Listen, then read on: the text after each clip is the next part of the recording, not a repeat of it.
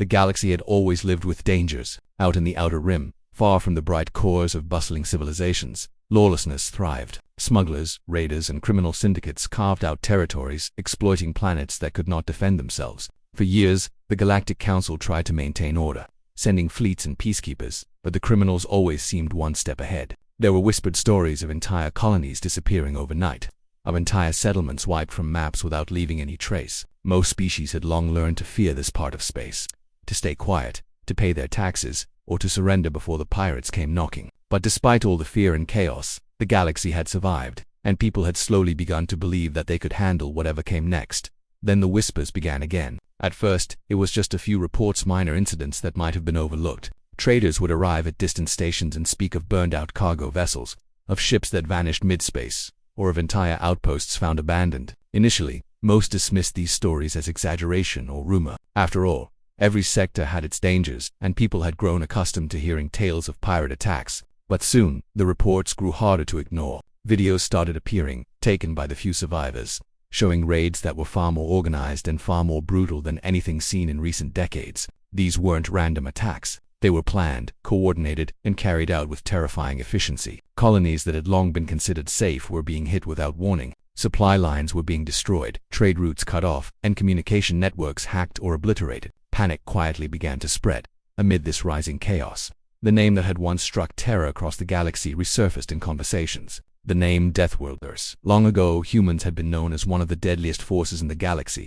not because of advanced technology or massive fleets, though they had both, but because of their unique training and survival abilities. Humans were said to thrive where others could not survive, to adapt to situations that would destroy any other species. Entire campaigns were said to have been decided by a handful of human soldiers who moved like shadows, striking at impossible targets, surviving where no one else could. The memory of humans had faded over the years. Many younger generations had heard the stories, but most had never seen them in action. They had become almost like myths, legendary figures of horror and awe combined. And yet, when the current crises began to unfold, these legends returned to the minds of galactic citizens.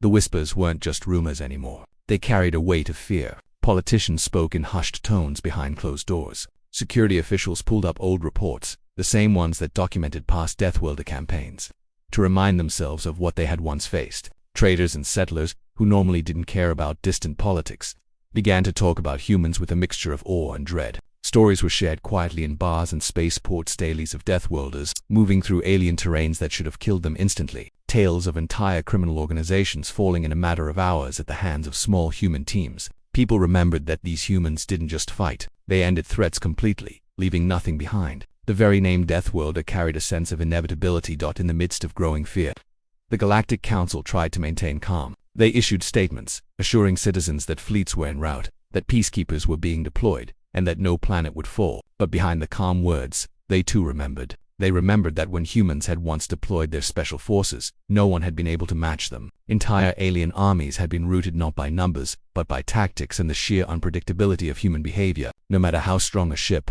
how advanced a weapon, or how well fortified a colony, the Deathworlders had always found a way through. And now, with chaos rising in the outer rim, even the Council admitted quietly to themselves that humans might be the only hope, the only force capable of bringing order to such chaos.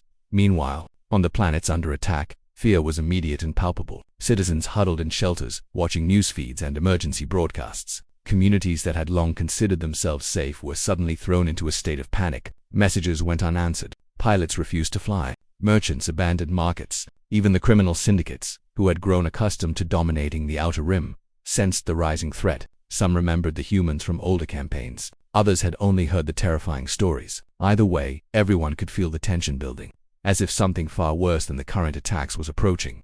And indeed, something was approaching. Not slowly, but methodically, quietly, and invisibly. The galaxy did not yet see the humans preparing, nor did anyone know how soon they would arrive. But humans were already organizing. They didn't make announcements. They didn't boast. They never did. They prepared in silence, gathering intelligence, planning operations, selecting teams, and readying ships. Their methods were precise, almost surgical, and those who had worked with them before understood that when humans moved, they left no room for error. It wasn't enough for the humans to respond. They would respond in a way that ensured the threat would never rise again. That as the Outer Rim societies waited anxiously, The galaxy began to whisper the same question over and over. What if the Deathworlders return? It wasn't a question of if they could handle the threat, it was a question of whether anyone could survive once they arrived. Older species remembered the legends. Stories of alien planets conquered, pirates dismantled, and entire battle groups neutralized by forces that seemed almost impossible for humans to sustain.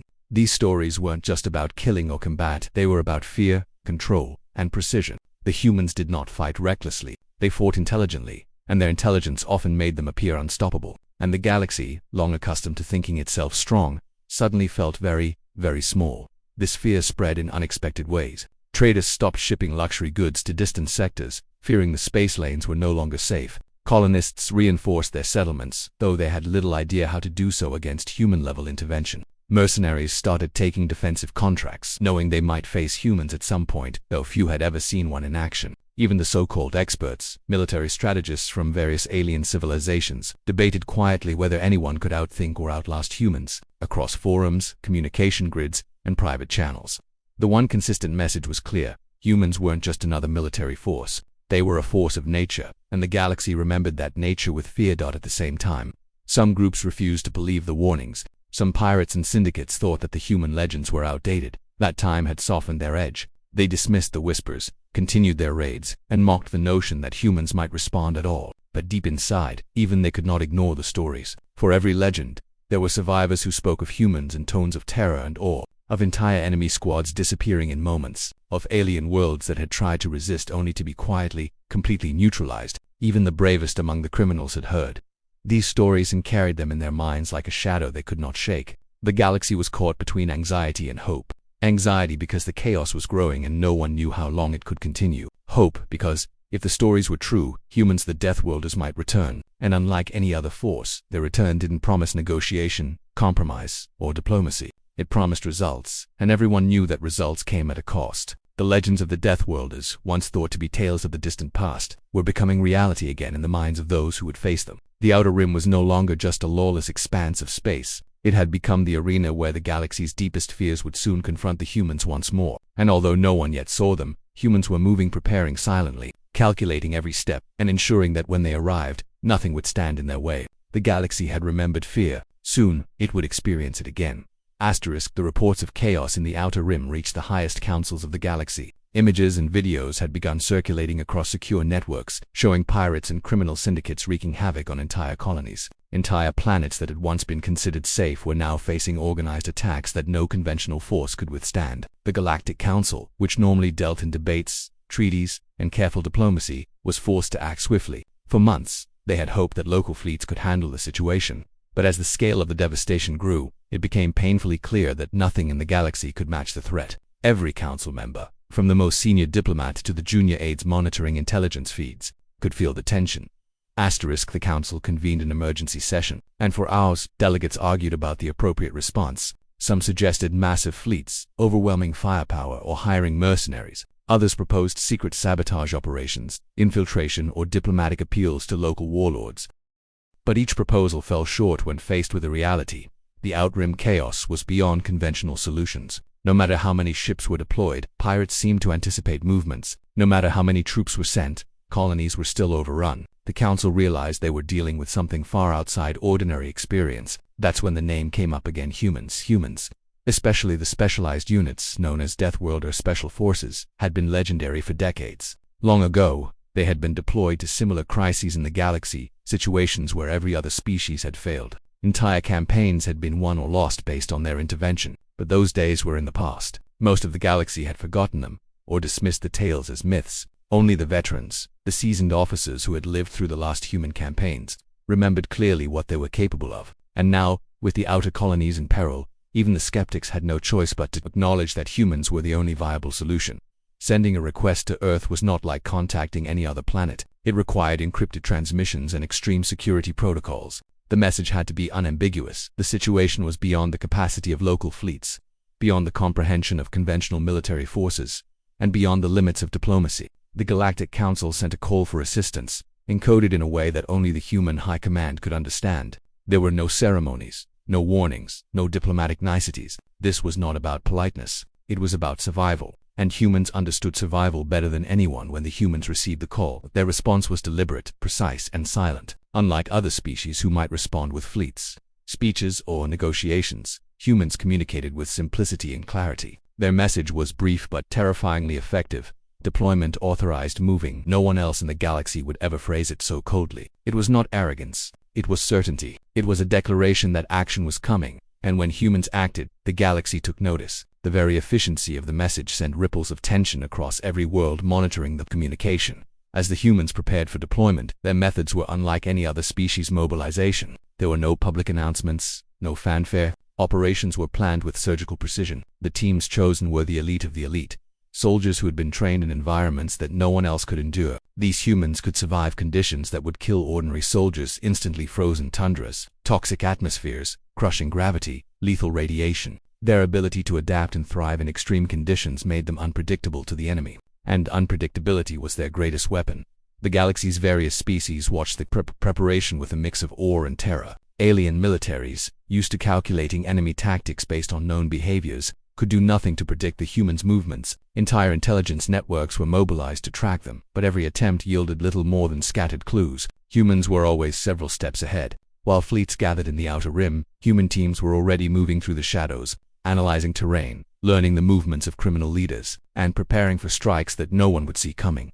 It was not just the human skill in combat that caused fear, it was their patience and precision. Unlike other species, humans did not rush to engage recklessly. They studied, they observed, and they waited for the perfect moment. When they struck, it was decisive. Entire operations that would have taken weeks for other forces to plan were executed by humans in hours. Their planning considered not just the immediate battle, but the long-term consequences. They aimed not only to defeat enemies but to ensure they would never rise again. And that made humans a force that every species, including the Galactic Council, both relied on and feared. In the Outer Rim, word began to spread quietly that humans were on the move. Traders, settlers, and even minor military outposts began to notice strange movements in deep space. Small, unmarked dropships appeared in sectors that were considered dangerous. Sensors detected nothing unusual about them: no major fleets, no signals, no communication. Yet the humans were there, silently preparing, observing, and positioning themselves for action. The presence of humans did not announce itself with firepower or explosions. Instead, it carried an almost psychological weight, a sense that something unstoppable was approaching. At the same time,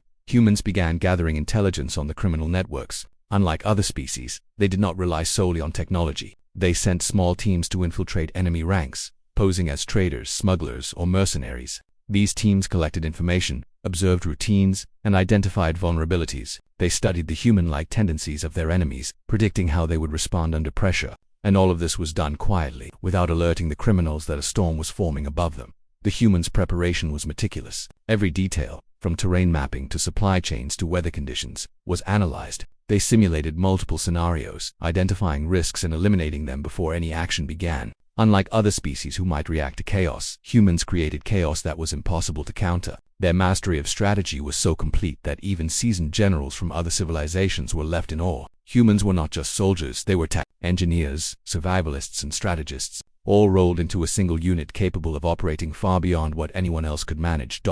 As this silent preparation continued, the criminals in the Outer Rim remained unaware of the danger approaching. They continued their raids, confident that no force in the galaxy could stop them. They had not seen humans in decades and assumed that the legends were exaggerated. But every time they made a mistake, every time they left a patrol weak or a communications hub vulnerable, humans were already preparing to exploit it. The criminals had no idea that for every action they took, the humans had calculated 3 possible outcomes and were ready for every one. Meanwhile, the Council watched nervously. They understood that when humans deployed, the situation would be resolved quickly, but the consequences would be unforgettable. Entire criminal organizations could be wiped out in hours. Entire sectors could be cleared of threats. Planets that were currently in chaos might suddenly find themselves under human control, and their citizens would either survive or owe their survival entirely to human intervention. The council members felt both relief and unease. That humans were necessary, but they were not a force that could be contained or controlled.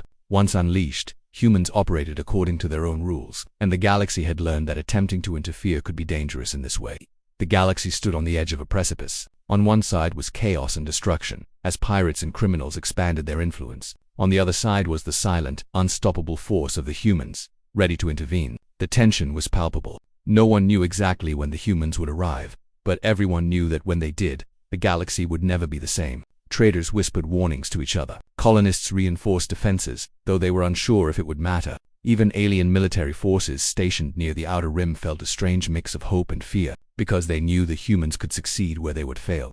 The humans' arrival would not be heralded with announcements or banners. It would begin quietly, with small movements, with infiltration, with the unseen hand of an elite force shaping the battlefield before anyone realized the true scale of what was happening. By the time humans made themselves fully known, the criminals would already be cornered, isolated, and vulnerable. And that, more than anything else, was why the galaxy remembered the dead. They were not just warriors, they were a force that brought fear with their presence alone, and their actions always left a lasting impression. Humans had responded to the Council's call. The Outer Rim was under surveillance, preparations were complete, and the galaxy waited. The criminals had no idea what was coming, and even the Council could only watch anxiously. Humans did not rush, they did not boast. They moved with patience, precision, and inevitability. The question on everyone's mind was simple: how quickly would they arrive, and how complete would their intervention be? One thing was certain: when humans deployed, no one would forget it. The galaxy, once again, would remember fear.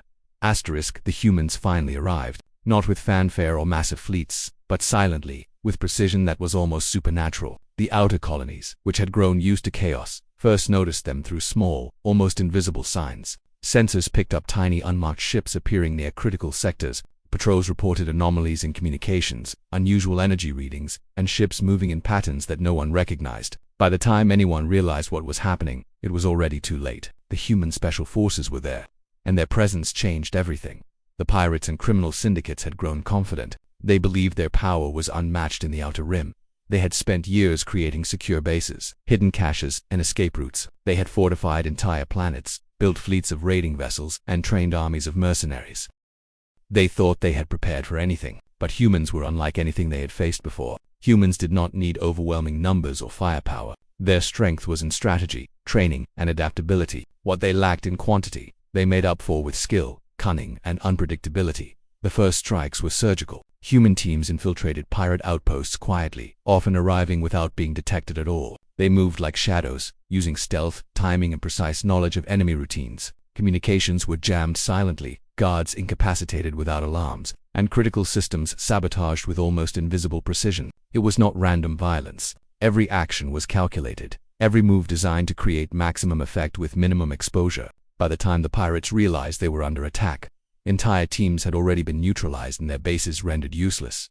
The humans' efficiency was terrifying. They used the environment to their advantage. On one planet, with thick, toxic clouds that would have killed any alien soldier in minutes, human troops moved through as if they were breathing normal air. On another, where gravity was double that of Earth, humans adapted immediately, moving with agility and precision while local forces struggled just to walk. The criminals had never seen anything like it. Their weapons, their numbers, and their defenses were all rendered irrelevant. Humans seemed to be everywhere at once, appearing where they were least expected and striking where it hurt most. Even the most hardened criminals began to panic. They had always relied on surprise and intimidation, but now the roles were reversed. The humans struck first, predictably unpredictable, and no one could counter it. Entire pirate fleets were immobilized without a single major battle. Supply lines were cut, escape routes blocked, and leaders captured or eliminated. Each operation was like watching a masterclass in warfare. Humans anticipated every possible move, exploiting weaknesses that their enemies didn't even know existed. By the end of the first few weeks, entire networks of crime had collapsed almost entirely, and the Outer Rim began to feel different. Fear replaced confidence, uncertainty replaced arrogance, and hope began to shine for ordinary colonists. The humans did not announce their victories. No propaganda, no celebrations. When they completed a mission, they left quietly, often without anyone knowing they had been there at all. Survivors told stories afterward, describing the humans as ghosts, shadows, or nightmares made flesh. They spoke of the calm, calculated way humans operated, moving efficiently and lethally, leaving nothing but results behind. To the galaxy, these reports were both uninspiring and terrifying. The humans were effective beyond comprehension, but their presence reminded everyone how powerless most civilizations were in comparison. In addition to direct combat, humans used intelligence in ways that were unprecedented. They intercepted communications, decoded encrypted messages, and learned the movements of criminal groups without being detected. They anticipated attacks before they happened, preventing raids on colonies before anyone even realized a threat existed. This level of foresight made them almost impossible to counter. The criminals were left scrambling, reacting to moves that had already been planned against them. They could fight with all their might, but they could not outthink the humans. Every action they took played into the humans' plans. The psychological impact of the humans' presence was immense. Colonists who had spent months hiding emerged cautiously as rumors spread of human teams operating nearby. Seeing even a single human soldier, clad in their specialized armor and moving with confidence, was enough to restore hope. The citizens realized that someone was finally fighting for them, not just defending, but actively reclaiming their worlds from chaos. Fear of pirates began to fade, replaced by a cautious optimism that survival was possible. Even governments that had been paralyzed by panic started to act more decisively, coordinating with human teams to ensure security and recovery. Meanwhile, the criminals' internal cohesion began to crumble. Leaders who had once inspired loyalty found themselves betrayed or captured. Their subordinates, already terrified by the humans' presence, began to question orders and even surrender without a fight. It became clear that humans were not just physically superior, they were strategically and psychologically dominant. Their ability to project fear, not through threats but through action, made enemies surrender before a single battle even began. Entire syndicates disbanded, knowing that resistance meant inevitable destruction. The humans also demonstrated an uncanny ability to adapt to unexpected situations. In one instance, a pirate base had been set up in a region prone to intense magnetic storms that disabled conventional electronics. The humans anticipated this and deployed specialized equipment that functioned perfectly under such conditions. They moved swiftly, completing objectives without being affected by the hazards that would have stopped any other force. Their ability to survive, thrive, and operate in hostile environments added to the terror their enemies felt. If humans could adapt to anything, there was no limit to their reach or power. Over time, the impact of the humans' actions began to reshape the Outer Rim. Planets that had been lawless and dangerous became stabilized almost overnight. Trade routes reopened, colonies began to rebuild, and communication networks were restored. Pirates and criminals who had once ruled vast regions of space were now either captured, eliminated, or hiding in fear. The humans' presence, even if temporary, left a permanent mark. Their intervention demonstrated not only power but also the possibility of order in a galaxy that had grown accustomed to chaos. The humans also ensured that the population understood, without words, that they were in control. Survivors of attacks told stories of human teams appearing suddenly, neutralizing threats silently, and leaving without expecting gratitude. Colonists learned that the humans' goal was not conquest or recognition, they wanted only to restore balance. Yet their methods instilled respect and fear. It was a reminder to the galaxy that humans were not ordinary beings. They were a force that operated according to their own rules, unconstrained by fear or convention, and capable of achieving the impossible. It was clear to everyone in the Outer Rim that humans were not just soldiers, they were a turning point. Entire criminal networks had been dismantled, countless colonies saved, and fear instilled in those who would have opposed them. The humans moved on silently, leaving liberated worlds in their wake and enemies reeling from the realization of what had just occurred. The galaxy had witnessed the humans in action, and it had been nothing short of terrifying. Stories of their efficiency, adaptability, and ruthless precision would be told for generations. The key to their effectiveness was their unpredictability combined with preparation. While others relied on numbers or conventional tactics, humans relied on strategy, adaptability, and relentless execution. They did not make mistakes, and they did not wait for the enemy to act. Every move was anticipated, every possibility accounted for, and every action carried out with deadly precision. For the criminals who faced them, there was no room to maneuver, no chance to escape, and no way to resist.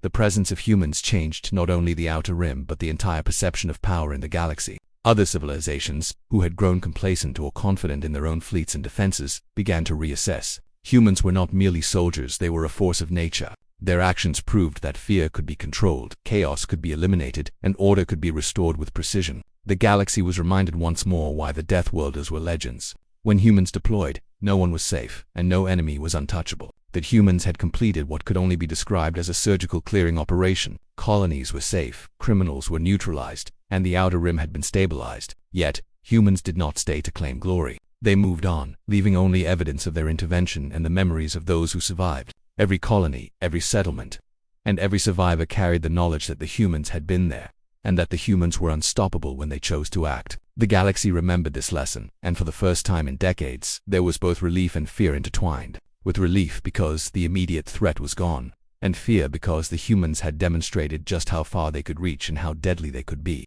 From humble traders to Galactic Council delegates, from colonies in the Outer Rim to the Central Worlds, everyone would speak of the humans' precision, efficiency, and unmatched ability to neutralize threats. They were no longer legends confined to history, they were an active, terrifying force whose presence demanded respect. And as the humans disappeared into the shadows once more, the galaxy was left to ponder a single undeniable truth: when Deathworlder special forces deployed, nothing could stand in their way, and everyone remembered fear, The impact of the human special forces continued to ripple across the galaxy. The criminals and pirates who had once ruled the Outer Rim were now in retreat or hiding, unsure of how to respond. Their arrogance had been shattered, replaced by fear that grew with every passing day.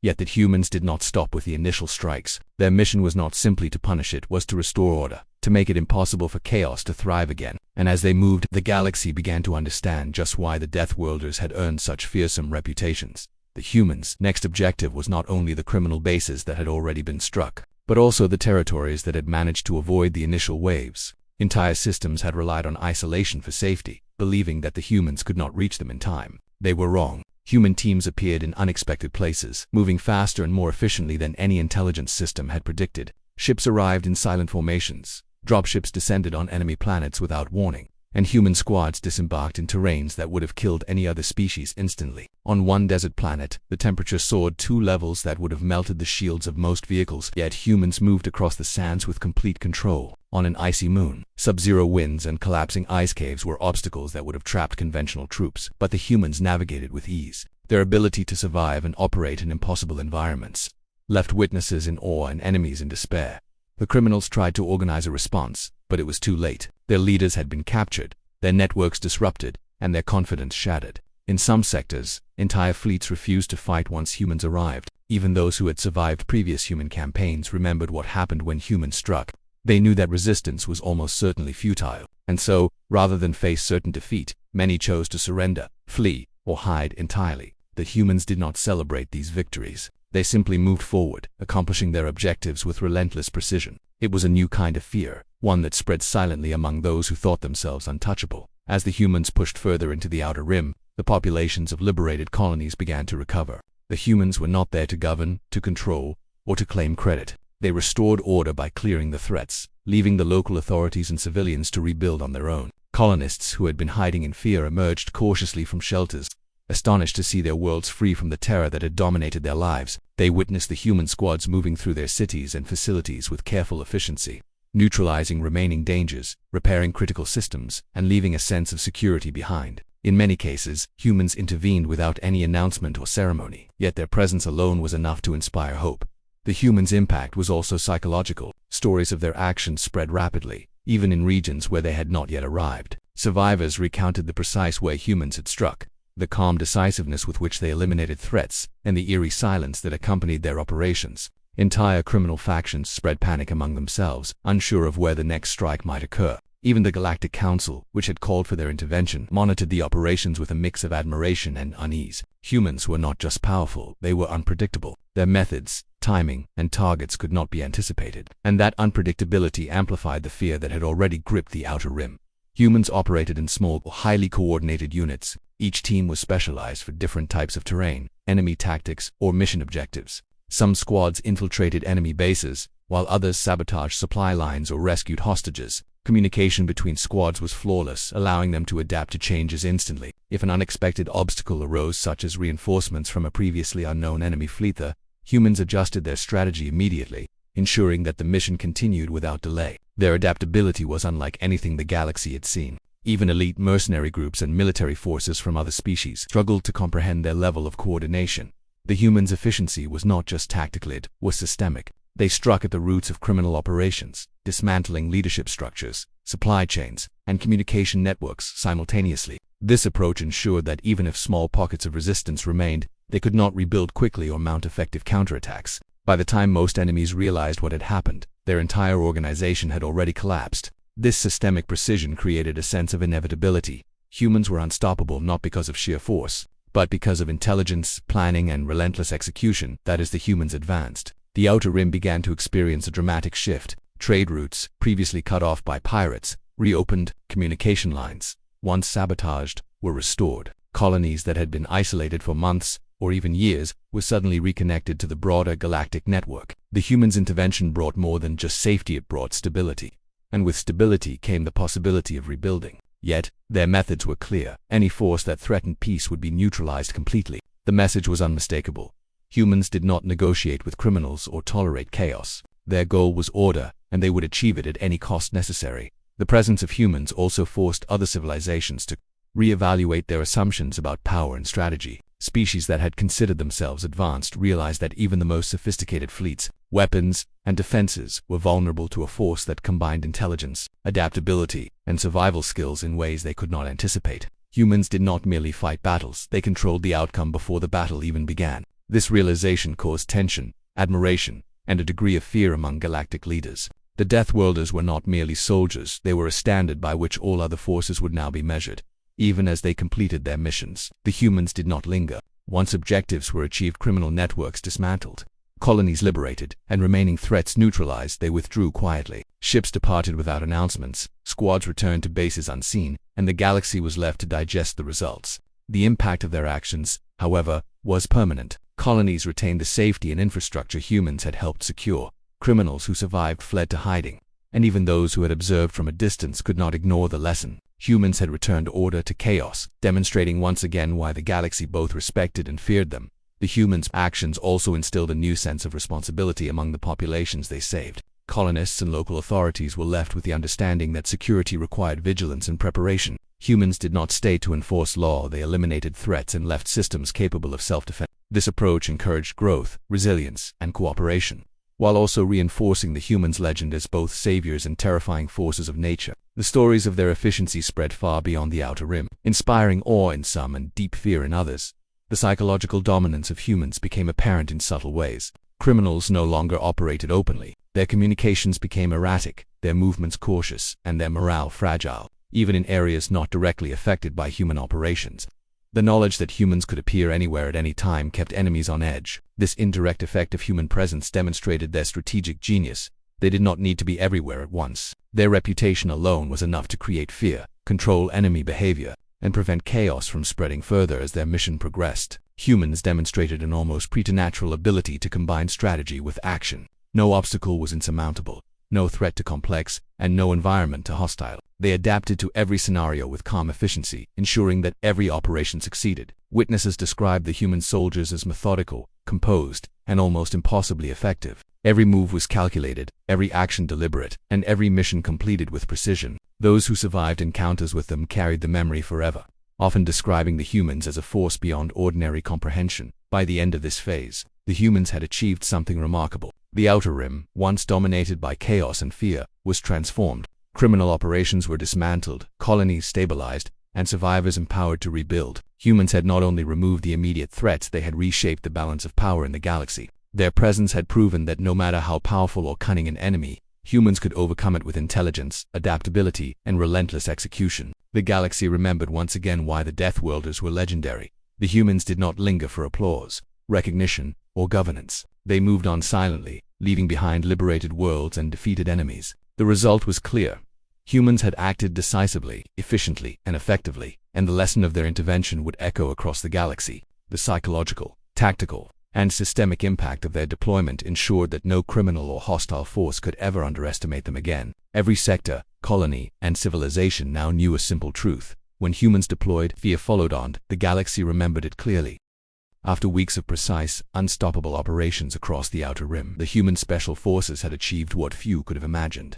Entire criminal networks had been dismantled, colonies liberated, and trade routes restored. The chaos that had once dominated these sectors was gone, replaced with a fragile sense of order. Yet, for the humans, the mission was far from about celebration. They had never sought glory or recognition. Their work was about results, efficiency, and ensuring that threats were eliminated completely. They did not linger to watch the effects of their actions, they moved on, leaving behind only the consequences of their interventions. As the human teams prepared for withdrawal, their presence remained a silent, dominating force. Colonies had begun to rebuild, but the memory of the humans' actions lingered vividly. Survivors recounted the efficiency and calm precision with which they had operated. Criminal leaders who had survived in hiding spoke in fear of the humans' unpredictability and skill. Even the Galactic Council, which had requested their intervention, could not fully anticipate the scope or impact of what had been achieved. Human operations did not merely remove threats, they reshaped the psychological landscape of the galaxy. The mere knowledge that humans had been present instilled lasting caution and respect in every species before departing.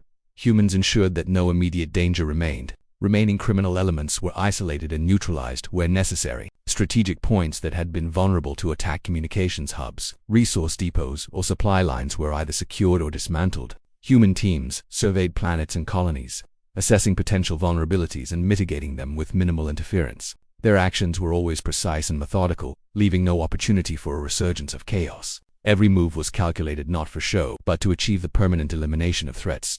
As they departed, the humans left behind more than safety. They left an unmistakable message. To those who had witnessed their power, it was clear that humans were neither conquerors nor negotiators. They were guardians of balance and order, willing to intervene wherever needed but acting according to their own rules. The efficiency and precision of their operations sent a silent warning. Any resurgence of organized crime or chaos would be met with overwhelming force. The galaxy learned once more that humans did not fight for recognition, they fought for results. And the results were always absolute. The psychological effect of their departure was profound. Colonists and civilians who had witnessed human operations struggled to comprehend what they had seen. Entire criminal organizations had crumbled almost overnight. Traders and settlers, once paralyzed by fear, began to cautiously return to their routines. Yet they remained acutely aware of the humans' presence and capability. Even those who had not seen humans firsthand understood the message through word of mouth, news transmissions, and reports from survivors. The humans had become both a standard of power and a source of enduring fire, a combination that would influence the big galaxy for years to come. The criminals who survived in hiding faced a new reality. They knew that humans could return at any time and that resistance would be futile. Entire strategies, previously developed to maintain power and avoid detection, were now obsolete. Those who had once thrived on deception, intimidation, and mobility learned quickly that humans were capable of anticipating every move. Plans that had taken months or years to prepare were destroyed in a matter of hours. The humans' ability to predict and adapt rendered most conventional methods of criminal operation useless. Fear became the greatest weapon humans wielded, and it worked even in their absence, not in parallel.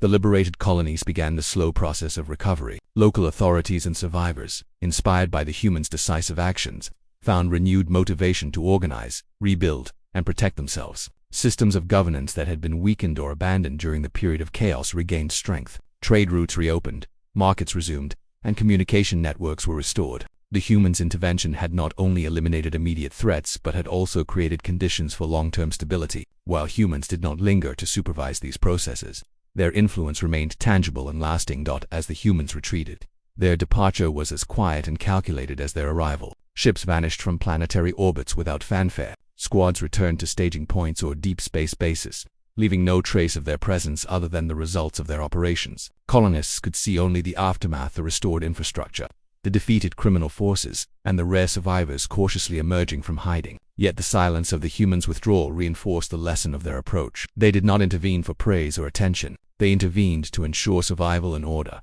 and their absence did not reduce the lasting impact of their actions. The Galactic Council observed these final movements with both relief and concern. Relief because the immediate crisis in the Outer Rim had been resolved with efficiency unmatched by any conventional force. Concern because humans operated independently, unpredictably, and with power far beyond that of typical fleets or military strategies. The Council understood that while humans were allies in moments of crisis, they were also a reminder that no force in the galaxy could fully control or predict their actions. Their return to Earth or wherever they chose to be was not a sign of submission or cooperation, but a demonstration of autonomous power. Even long after the humans had left, the psychological imprint of their presence continued to affect the galaxy. Traders avoided high-risk regions until they could assess security. Settlements increased vigilance, and military forces reorganized their strategies to account for the possibility of human intervention in future crises. Stories of human teams' operations spread rapidly, growing in detail and emphasizing their precision, efficiency, and ability to survive impossible conditions. Humans became a benchmark for both hope and fear. Hope for those seeking protection and fear for those who threatened peace. The humans' operations also reinforced the idea that conventional measures of power were insufficient. Fleets, fortresses, and numerical superiority did not guarantee security when facing a force capable of adapting, planning, and executing missions in ways no one else could. The humans' approach combined intelligence, survival skill, adaptability, and relentless precision, qualities that allowed them to overcome impossible odds repeatedly. Civilizations began reassessing their own strategies, not to compete with humans, but to understand what it meant to operate under the shadow of their potential presence. In the final stages of their mission, the humans ensured that the galaxy understood one simple fact: the humans' involvement was decisive and absolute. Any resurgence of organized crime, rebellion, or chaos would trigger intervention that was swift, precise, and relentless. The humans did not negotiate, delay, or compromise. They acted, they adapted, and they neutralized threats entirely. The knowledge of this capability spread faster than any fleet or message could travel. Civilizations and criminal organizations alike learned that the humans' return was not a matter of if, but when, and that when it happened, resistance would be futile. The lasting impression of the humans' intervention extended beyond strategy and warfare. It also included survival and adaptability. Civilizations observed how human teams operated in extreme environments, enduring conditions that would have destroyed other species. From crushing gravity to extreme temperatures to toxic atmospheres, humans moved with confidence, control, and efficiency. Their ability to thrive where others would fail left a deep impression, reinforcing the perception that humans were a force beyond ordinary comprehension. The galaxy, once again, had remembered fear. The actions of the humans were a lesson in precision, adaptability, and decisive action. Criminals, opportunists, and insurgents learned that no region was truly safe from human intervention. Colonists and civilians learned that, in the face of human operations, survival and order were possible. Even governments and military authorities realized that humans were not just allies, they were a measure of ultimate effectiveness.